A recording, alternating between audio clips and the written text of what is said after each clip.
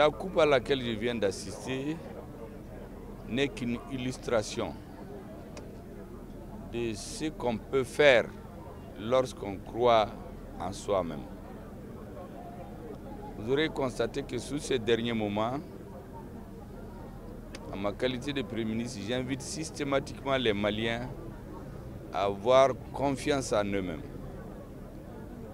Quand on a confiance en soi, on peut soulever des montagnes. La deuxième chose, c'est que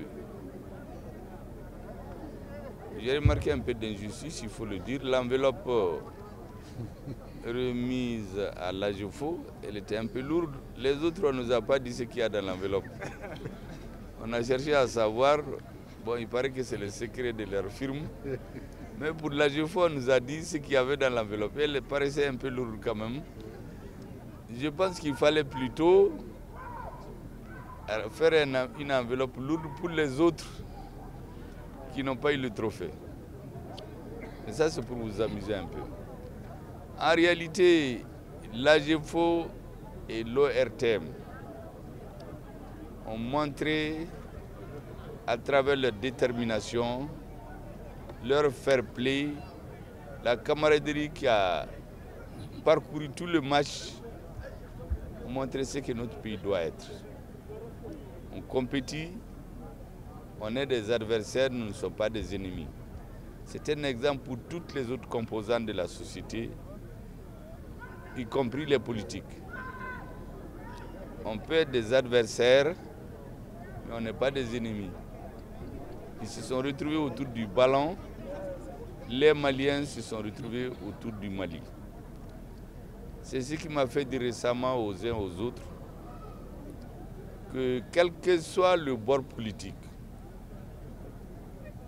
auquel un Malien a pu appartenir avant la rectification de la transition, ceux qui ont conduit cette rectification aujourd'hui doivent tendre la main. Parce que c'est facile de gagner la guerre, mais pour gagner la paix au Mali, il faut que tous les Maliens soient unis. J'ai souvent dit aux uns aux autres que l'armée a gagné la guerre à Kidal, mais le peuple malien doit gagner la paix. Et pour gagner cette paix, nous avons besoin d'unité nationale.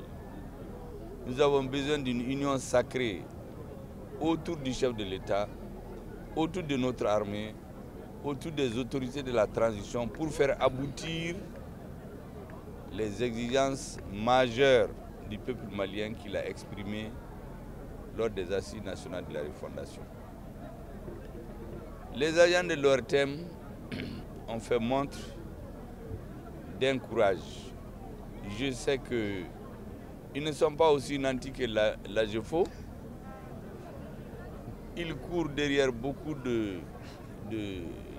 d'appuis qui ne leur sont pas toujours apportés. Alors qu'il leur suffit d'éteindre l'écran pour que tous les Maliens se disent qu'ils ne sont plus au Mali. Mais l'AGEFO peut ne pas travailler comme il faut. Personne ne va mourir. Mais si jamais, les soirs, les Maliens ne voient pas leur journal télévisé, je vous assure que le président et le Premier ministre seront les premiers à ouvrir les yeux ou ils vont dormir d'un seul œil. Donc, l'ORTM, certains les apprécient à partir du match, mais regardez les efforts qu'ils font, avec très peu de moyens. Et il faut qu'on travaille à leur donner les moyens aussi. Aujourd'hui, on se pose la question, quand vous regardez l'ORTM, vous êtes content? Mais qu'est-ce qu'on fait pour qu'il soit comme ça? L'électricité, les télécommunications, rien ne peut marcher. Tout ce qu'on fait marcher, on vous dira qu'on a besoin d'images. Et les images sont très parlantes pour notre population. Donc je profite de cette cérémonie aussi pour lancer un appel à tous ceux qui peuvent donner des coups de main à l'ORTM de les aider parce qu'ils sont en train de réaliser une grande mission de service public qui est d'informer notre population.